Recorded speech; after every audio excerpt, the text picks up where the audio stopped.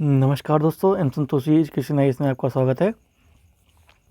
आज हम एनसीईआरटी के कोशिका से संबंधित जितने भी क्वेश्चन हैं उन सबको देखेंगे विद एक्सप्लेनेशन के साथ में है। पीडीएफ के लिए आप टेलीग्राम से जुड़ सकते हैं, इसका लिंक आपको डिस्क्रिप्शन में मिल जाएगा। चैनल पर नए हैं सब्सक्राइब जरूर कर लीजिएगा ताकि भविष्य में जो भी वीडियो है आप तक पहुँच जाए जल्दी से जल्दी। चलिए शुरू करते हैं पहले क्वेश्चन के साथ में। पहला क्वेश्चन क्या है, जीवन की मूलभूत इकाई क्या है। ठीक है, जीवन की मूलभूत इकाई क्या है, तो कौन सी है, कोशिका है। तो कोशिका कैसे है देखते हैं। कोशिका समस्त जीवों की शारीरिक व्यवस्था की मूलभूत संरचनात्मक एवं कार्यात्मक इकाई होती है। क्या होती है, संरचनात्मक और कार्यात्मक इकाई होती है किसकी, समस्त जीव जगत जितने भी हैं इस दुनिया में। कोशिका की खोज किसने किया था, वर्ष 1665 में रॉबर्ट हुक के द्वारा किया गया था। आपको पता ही है कि हमारा एक क्वेश्चन के करने से हमारे कई सारे क्वेश्चन कंप्लीट होते हैं, 3 से 4 क्वेश्चन हो जाते हैं कभी कभी, और नहीं तो 2 क्वेश्चन तो होते हैं। तो इसमें आप देखिए आपको क्या पता लगा कि कोशिका क्या है, मूलभूत संरचनात्मक और कार्यात्मक इकाई है। और दूसरा, इसकी खोज किसने की थी और कब की थी, तो किसने की थी, रॉबर्ट हुक ने किया था। और कब किया था आप पूछेंगे तो ये 1665 में किया था। ठीक है, लेकिन जो ये मृत कोशिकाएँ थी, परंतु जीवन की आधारभूत संरचना की खोज करने के कारण रॉबर्ट हुक को कोशिका विज्ञान का जनक के रूप में भी माना जाता है। फादर ऑफ कोशिका जनक के रूप में किसका कहा जाता है, रॉबर्ट हुक को कहा जाता है। ठीक है, मृत कोशिका की खोज के कुछ वर्षों बाद में कब 1674 में एंटनी वान ल्यूकहोर्न ने जीवित कोशिका की खोज की थी। ठीक है, तो जो 1665 में हुई थी, ठीक है, 1665 में बच्चे हुई थी, वो क्या हुई थी, मृत कोशिका की खोज हुई थी, मृत कोशिका की खोज हुई थी। लेकिन उसके बाद 1674 में जीवित कोशिका की खोज करते हैं, कौन करते हैं, एंटोनी वॉन ल्यूकहोर्न करते हैं। ठीक है, तो रॉबर्ट हुक को याद रखेंगे, फादर ऑफ सेल्स। ठीक है, कोशिका सिद्धांत के प्रस्तुत करने वाले वैज्ञानिक कौन थे। ठीक है, कौन थे, तो कौन थे, SMJ साइलैंड और थियोडोर श्वान थे। ठीक है, कोशिका सिद्धांत सेल थ्योरी का प्रतिपादन MJ स्लाइडेन तथा थियोडोर श्वान द्वारा किया गया था। इस सिद्धांत के अनुसार सभी जीव जंतु प्लस जो पादप हैं उनका शरीर एक अवस्था अधिक कोशिकाओं से निर्मित होते हैं। प्रत्येक जीव की उत्पत्ति एक कोशिका से ही होती है। ठीक है, जो कोई भी जीव हो उसकी कोशिका से ही उसकी उत्पत्ति होती है। साथ में प्रत्येक कोशिका एक स्वतंत्र इकाई भी होती है और शरीर के सभी कोशिका सामूहिक रूप से कार्य करती हैं। कोशिका की उत्पत्ति में केंद्रक जो न्यूक्लियस प्रमुख भूमिका निभाते हैं। नेक्स्ट चलते हैं, सूची 1 को सूची 2 से सुमेलित करना है। ठीक है, तो यहाँ पे क्या है, किसने किसकी खोज की है तो उनसे मैच करना है। ठीक है, सीधा हम आंसर पे चलते हैं, तो इसका आंसर आपका क्या है, ए है। ठीक है, देखते हैं अभी किसने खोज किया कहाँ से, यहाँ पे लिखा हुआ है, एक्सप्लेनेशन को देखते हैं। कोशिका की खोज रॉबर्ट हुक ने किया था, केंद्रक की खोज रॉबर्ट ब्राउन ने किया था। ठीक है, कोशिका किसने किया था, रॉबर्ट हुक ने किया था, और केंद्र की खोज रॉबर्ट ब्राउन ने किया था। दोनों में रॉबर्ट है, ध्यान रखेंगे, हुक और ब्राउन। जीव द्रव्य की खोज ड्वार्जिन ने किया था, और जीव द्रव्य का नामकरण पुरनकिंजे ने किया था। कोशिका सिद्धांत स्लाइडेन व श्वान ने किया था, और ग्लाजी ने किया था। ठीक है, उसके बाद माइटोकॉन्ड्रिया किसने किया था, रिचर्ड आल्टमैन ने किया था, और राइसोसोम को किसने किया था, GI पेलेट ने किया था, पेलेट ने। लाइसोसोम को CD डुवे ने किया था, और जो क्रोमेटिन है उसकी किसने, फ्लेमिंग ने किया था। ठीक है, नेक्स्ट चलते हैं। आपका जिसमें भी कोशिका से संबंधित सिलेबस में है उन सभी के लिए ये वीडियो इम्पोर्टेंट है। कोशिका सिद्धांत का अपवाद क्या है, तो कौन है, विषाणु है। ठीक है, यानी कि वायरस। विषाणु प्रारंभिक सूक्ष्म जीव प्रिमेटिव ऑर्गेनिज्म होते हैं जो कि कोशिका की अवस्था तक नहीं पहुंच सकते हैं, अर्थात इनमें कोशिका नहीं पाई जाती है। तो विषाणु यानी कि वायरस में कोशिका नहीं पाई जाती है, इसलिए इन्हें कोशिका सिद्धांत पर इन लागू नहीं होती है। ठीक है, विषाणु लागू नहीं होते हैं। विषाणु अत्यंत सूक्ष्म संक्रामक परजीवी होते हैं जो जीवित कोशिका के भीतर होकर स्वयं की प्रकृति से बने होते हैं। ठीक है, मानव शरीर में पाई जाने वाली सबसे छोटी कोशिका कौन सी है। ठीक है, इंपॉर्टेंट क्वेश्चन है, सबसे छोटी कोशिका कौन सी होती है, शुक्राणु होती है। ठीक है, शुक्राणु होती है। मानव शरीर में पाई जाने वाली सबसे छोटी कोशिका कौन सी है, शुक्राणु है, जो कि पुरुषों में होता है। ठीक है, जिनको इंग्लिश में स्पर्म के नाम से जानते हैं। जबकि सबसे बड़ी कोशिका अंडाणु होता है, ओवम। ठीक है, प्रकृति में पाई जाने वाली सबसे छोटी कोशिका कौन सी है? माइक्रोप्लाज्मा गैलीसेप्टिकम है, ठीक है। जबकि सबसे बड़ी कोशिका कौन सी है? शुतुरमुर्ग का जो अंडा होता है, ये क्वेश्चन कई में पूछा गया है। सबसे बड़ी कोशिका किसे कहते हैं? शुतुरमुर्ग के अंडों कहते हैं, ठीक है। साथ में सबसे छोटी कोशिका भी ध्यान रखेंगे, माइक्रोप्लाज्मा गैलीसेप्टिकम, ठीक है, ध्यान रखेंगे। और साथ में इसमें आपका 4 क्वेश्चन कंप्लीट हुआ है। 2 तो ये एक सबसे छोटी कोशिका और सबसे बड़ी कोशिका होगी। साथ में मानव शरीर पाई जाने सबसे छोटी कौन सी है? शुक्राणु है। और साथ में सबसे बड़ी कोशिका कौन सी है? अंडाणु होती है, ठीक है। तो कोई 4 क्वेश्चन कंप्लीट होते हैं इसमें एक क्वेश्चन से। प्रारंभिक तथा सरल संरचना वाली कोशिकाएं कौन सी होती हैं? तो ये प्रोकैरियोटिक कोशिकाएं होती हैं। कौन सी होती है? प्रोकैरियोटिक कोशिकाएं होती हैं। प्रोकैरियोटिक कोशिकाएं प्रारंभिक एवं सरल संरचना वाली कोशिकाएं हैं। इनमें केंद्रक झिल्ली का अभाव होता है, इसलिए केंद्रक में पाए जाने वाले पदार्थ जैसे कि डीएनए, आरएनए, प्रोटीन आदि ये सारे न्यूक्लियोटाइड नामक अनियमित आकार के क्षेत्र में पाए जाते हैं। प्रोकैरियोटिक कोशिकाएं विषाणु, जीवाणु तथा नीलहरित शैवाल में भी पाई जाती हैं। पूर्ण विकसित कोशिकाएं के प्रकार कौन सी हैं? तो ये कौन सी? यूकेरियोटिक कोशिकाएं हैं, ठीक है। यूकेरियोटिक कोशिकाएं हैं। यूकेरियोटिक कोशिकाएं कौन सी होती हैं? संरचनात्मक रूप से ये पूर्णतः विकसित होती हैं, ठीक है।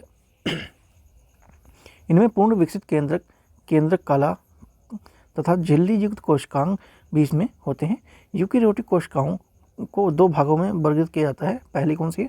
जंतु कोशिकाएं, एनिमल सेल्स, और दूसरी प्लांट सेल्स यानी कि पादप कोशिकाएं के रूप में इनको विभाजित किया जाता है 2 भागों में, ठीक है, ध्यान रखेंगे।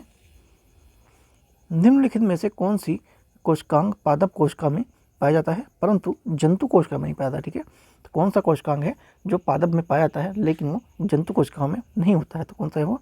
हरित लवक है, ठीक है, हरित लवक। हरित लवक पादप कोशिकाओं में पाए जाने वाले लवक का एक प्रकार होता है। लवक केवल पादप कोशिकाओं में ही पाए जाते हैं, ठीक है। लवक कहाँ पाए जाते हैं? ओनली पादप कोशिकाओं में पाए जाते हैं। और इसके कितने प्रकार हैं? 3 प्रकार हैं, ठीक है। कितने प्रकार हैं? 3 प्रकार हैं। अवर्णी लवक, ठीक है, वर्णी लवक और हरित लवक, ठीक है। ल्यूकोप्लास्ट, क्रोमोप्लास्ट और क्लोरोप्लास्ट, ठीक है, 3 तरह के होते हैं। हरित लवक में उपस्थित जो पर्णरहित की सहायता से पादप संश्लेषण की क्रिया करते हैं और साथ में इसी कारण से हरित लवक को पादप कोशिका का राइसोघर भी कहा जाता है, ठीक है। जो हरित लवक को पादप कोशिका का राइसोघर भी कहा जाता है, ध्यान रखेंगे। किसी जीव की कोशिकाओं में कोशिका भित्ति नहीं पाई जाती है। किस जीव की कोशिका में कोशिका भित्ति ही नहीं पाई जाती है, ठीक है। पढ़ते टाइम ध्यान देंगे, नहीं पूछा है या हाँ पूछा है, ठीक है। कहाँ नहीं पाई जाती है? मानव में नहीं पाती, ठीक है, मनुष्य में नहीं पाई जाती है। कोशिका भित्ति यानी कि सेल वॉल होती है, सेल्यूलोज से निर्मित होती है, एक परागम्य आवरण है जो कि कोशिका के चारों ओर स्थित होती है। साथ में कोशिका की भित्ति के संरचनात्मक दृढ़ता और यांत्रिक सहारा प्रदान करती है। कोशिका भित्ति पादप, कवक, शैवाल तथा जीवाणुओं की कोशिकाओं में पाई जाती है, परंतु जंतुओं, मानव एवं अन्य जंतु जैसे कि प्रोटोजोआ जीवों की कोशिकाओं में नहीं पाए जाते हैं, ठीक है। प्रोटोजोआ जीव कोशिकाओं में नहीं पाए जाते हैं जंतुओं के। कोशिका का जीवित अंश जीव द्रव्य कहलाता है। इनमें से क्या शामिल किया गया है इसमें, ठीक है। इनमें से कौन सा शामिल किया गया है? तो कौन का क्या शामिल किया गया है? कोशिका द्रव्य किया गया है, केंद्रक द्रव्य किया गया है और अन्य जो कोशिकांग होते हैं उनको भी इसमें शामिल किया जाता है। जीव द्रव्य जीवन का भौतिक आधार होता है, ठीक है। जीव द्रव्य क्या होता है? जीवन का जो भौतिक आधार होता है। इसके अंतर्गत में क्या होता है? कोशिका जो द्रव्य होता है, केंद्रक द्रव्य और कोशिका में उपस्थित अन्य कोशिकांग भी इनमें शामिल होते हैं, ठीक है। किस कोशिकांग को कोशिका का ऊर्जाघर कहते हैं, ठीक है। तो आप सब जानते ही होंगे, माइटोकॉन्ड्रिया को कोशिका का पावर हाउस भी कहा जाता है। माइटोकॉन्ड्रिया अत्यंत महत्वपूर्ण कोशिकांग होता है जो विभिन्न आकृतियों जैसे सूत्र, छड़ और गोलक के रूप में पाया जाता है। ग्लूकोज के एक अणु से 36 एटीपी अणुओं द्वारा निर्मित होता है और जिसमें 34 एटीपी अणु माइटोकॉन्ड्रिया में ही बनते हैं। ऊर्जा उत्पन्न करने के लिए माइटोकॉन्ड्रिया को कोशिका का ऊर्जा घर के रूप में कहा जाता है, पावर हाउस ऑफ सेल्स, ठीक है। किस कोशिकांग को कोशिका की आत्महत्या की थैली कहा जाता है? वेरी इंपॉर्टेंट क्वेश्चन है, ठीक है। किस कोशिकांग को कोशिका की आत्महत्या की थैली का कहा जाता है? तो ये लाइसोसोम को कहा जाता है। किसको कहा जाता है? लाइसोसोम को कहा जाता है। कोशिकांग उपापचय में व्यवधान उत्पन्न होने पर अथवा कोशिकांग के क्षतिग्रस्त हो जाने पर इनमें उपस्थित जो लाइसोसोम होता है वो फट जाता है। ठीक है, क्या होता है जब कोशिका में उपापचय हो जाता है, व्यवधान उत्पन्न होता है उसमें, मतलब मोटाबॉलिज्म में, तो क्या होता है जो और कोशिकाएं होती है वो क्षतिग्रस्त हो जाती हैं और इसमें उपस्थित जो लाइसोसोम है वो फट जाते हैं।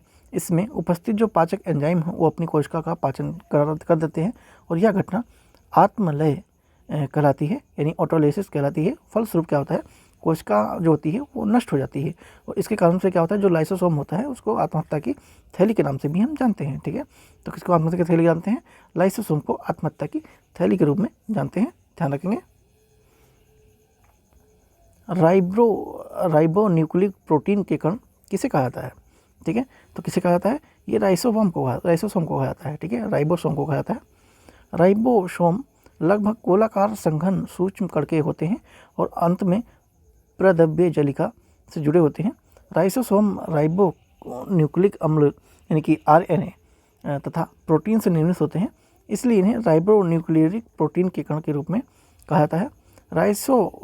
राइबोसोम सभी जीवित कोशिकाओं में पाए जाते हैं। इनका प्रमुख कार्य क्या होता है, अंत प्रद्रव्य जालिका पर प्रोटीन का संश्लेषण करना कहते हैं। मानव शरीर की किन कोशिकाओं में माइटोकॉन्ड्रिया नहीं पाया जाता है? तो ये लाल रक्त कोशिकाएं को कहते हैं। ठीक है, स्तनधारियों मैमल्स की विकसित लाल रक्त कोशिकाएं में माइटोकॉन्ड्रिया तथा केंद्रक नहीं पाया जाता है। ठीक है, जो स्तनधारी होते हैं यानी कि मैमल्स जो होते हैं उनके विकसित जो रेड ब्लड सेल्स हैं, कोशिकाएं हैं, उनमें माइटोकॉन्ड्रिया और केंद्रक नहीं पाए जाते हैं। लाल रक्त कोशिकाएं क्या होती हैं, फेफड़े से कोशिकाओं तक ऑक्सीजन का परिवहन करती हैं, साथ में जो कोशिकाओं से फेफड़े तक कार्बन डाइऑक्साइड का भी परिवहन करती हैं। ठीक है, ऑक्सीजन और कार्बन डाइऑक्साइड ये दोनों का प्रवाह करती हैं।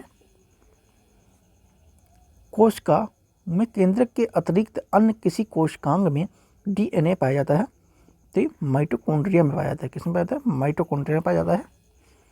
DNA deoxy ribo nucleic acid एक आनुवांशिक पदार्थ है जो माता पिता के जैविक गुणों में संतानों में हस्तांतरित होता रहता है, यानी कि जेनेटिक चीज़ें हैं, ये एक पीढ़ी से दूसरी पीढ़ी में हस्तांतरित होती रहती हैं। और DNA जंतु पादप कोशिकाओं के केंद्रक तथा माइटोकॉन्ड्रिया में भी पाए जाते हैं। इसके अतिरिक्त ये पादप शैवालों की कोशिकाओं में भी उपस्थित पर्णरहित यानी क्लोरोप्लास्ट में भी देखने को मिल जाते हैं। गुणसूत्र निम्नलिखित में से किसका परिवर्तित रूप है? ठीक है, जो गुणसूत्र होता है वो इसमें से 4 ऑप्शन दिए हैं, किसका परिवर्तित रूप होता है, तो ये आपका क्रोमेटिन धागों का होता है। किसका होता है, क्रोमेटिन धागों का होता है।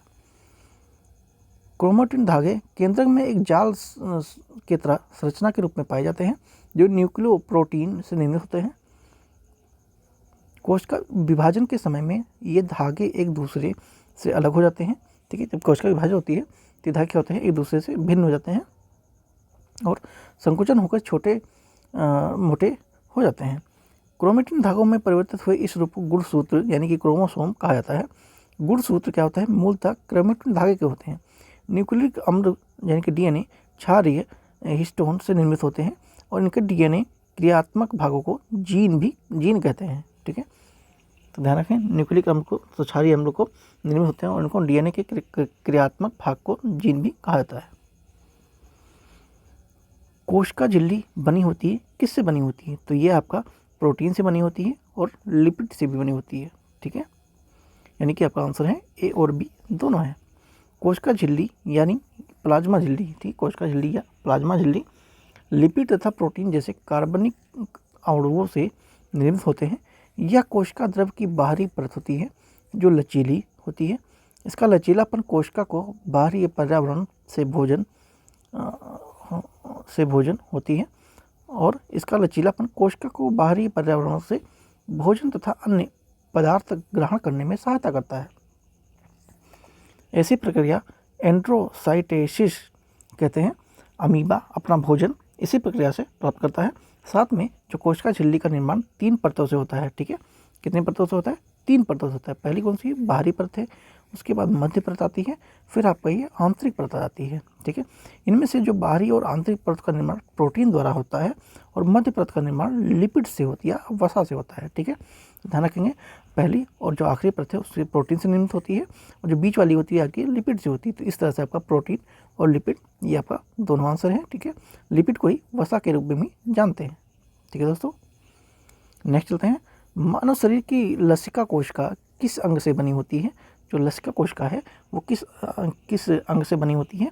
तो आपका तिल्ली से बनी होती है। ठीक है, लसिका कोशिकाएं एक प्रकार की श्वेत रक्त कणिकाएं हैं, यानी वाइट ब्लड सेल्स है, जिनका निर्माण लसिका ग्रंथियों या तिल्ली, थाइमस ग्रंथि तथा अस्थि मज्जा यानी कि बोन मैरो द्वारा किया जाता है।